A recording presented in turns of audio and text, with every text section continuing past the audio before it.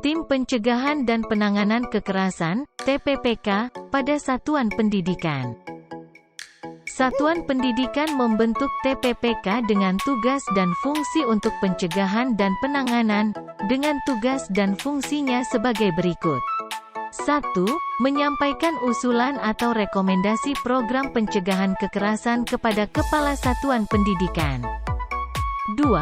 Memberikan masukan atau saran kepada Kepala Satuan Pendidikan mengenai fasilitas yang aman dan nyaman di Satuan Pendidikan. 3. Melaksanakan sosialisasi kebijakan dan program terkait pencegahan dan penanganan kekerasan bersama dengan Satuan Pendidikan. 4. Menerima dan menindaklanjuti laporan dugaan kekerasan. 5. Melakukan penanganan terhadap temuan adanya dugaan kekerasan di lingkungan Satuan Pendidikan. 6. Menyampaikan pemberitahuan kepada orang tua wali dari peserta didik yang terlibat kekerasan. 7. Memeriksa laporan dugaan kekerasan. 8. Memberikan rekomendasi sanksi kepada Kepala Satuan Pendidikan berdasarkan hasil pemeriksaan. 9. Mendampingi korban dan atau pelapor kekerasan di lingkungan Satuan Pendidikan. 10. Memfasilitasi pendampingan oleh ahli atau layanan lainnya yang dibutuhkan korban, pelapor, dan atau saksi. 11. Memberikan rujukan bagi korban ke layanan sesuai dengan kebutuhan korban kekerasan. 12. Memberikan rekomendasi pendidikan anak dalam hal peserta didik yang terlibat kekerasan merupakan anak yang berhadapan dengan hukum. 13. Melaporkan pelaksanaan tugas kepada Kepala Dinas Pendidikan melalui Kepala Satuan Pendidikan paling sedikit satu kali dalam satu tahun. TPPK juga memiliki kewenangan antara lain sebagai berikut. 1. Memanggil dan meminta keterangan pelapor korban saksi terlapor orang tua atau wali pendamping dan atau ahli. 2. Berkoordinasi dengan satuan pendidikan lain yang melibatkan korban saksi pelapor dan atau terlapor dari satuan pendidikan yang bersangkutan jika kekerasan yang terjadi melibatkan satuan pendidikan. 3. Berkoordinasi dengan pihak lain untuk pemulihan dan identifikasi dampak kekerasan seperti psikolog, tenaga medis, tenaga kesehatan, pekerja sosial, rohaniawan dan atau profesi lainnya sesuai kebutuhan.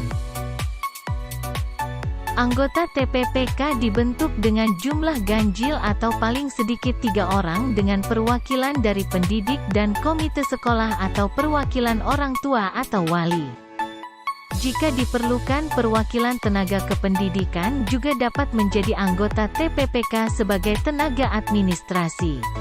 Namun bagi satuan pendidikan anak usia dini, PAUD, yang tidak dapat membentuk TPPK karena sumber daya manusianya tidak mencukupi, tugas dan wewenang TPPK dilaksanakan oleh beberapa satuan pendidikan yang ditetapkan oleh Dinas Pendidikan. Sehingga pelaksanaan tugas dan fungsinya sebagai TPPK akan bertanggung jawab kepada Kepala Dinas Pendidikan.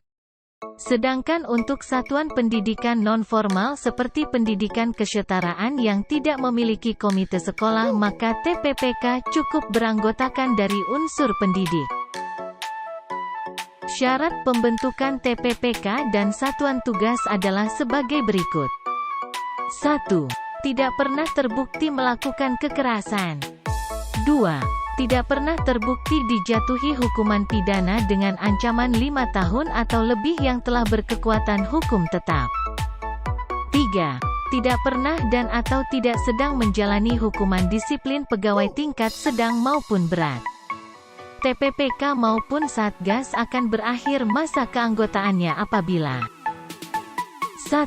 Masa tugas anggota TPPK atau Satgas berakhir, yaitu 2 tahun bagi TPPK dan 4 tahun bagi Satgas.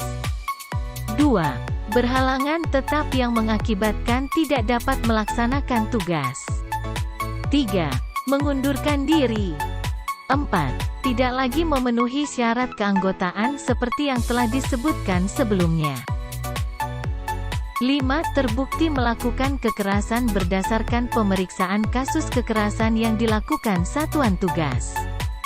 6. Meninggal dunia. 7. Pindah tugas atau mutasi. 8. Menjadi tersangka tindak pidana kecuali tindak pidana ringan.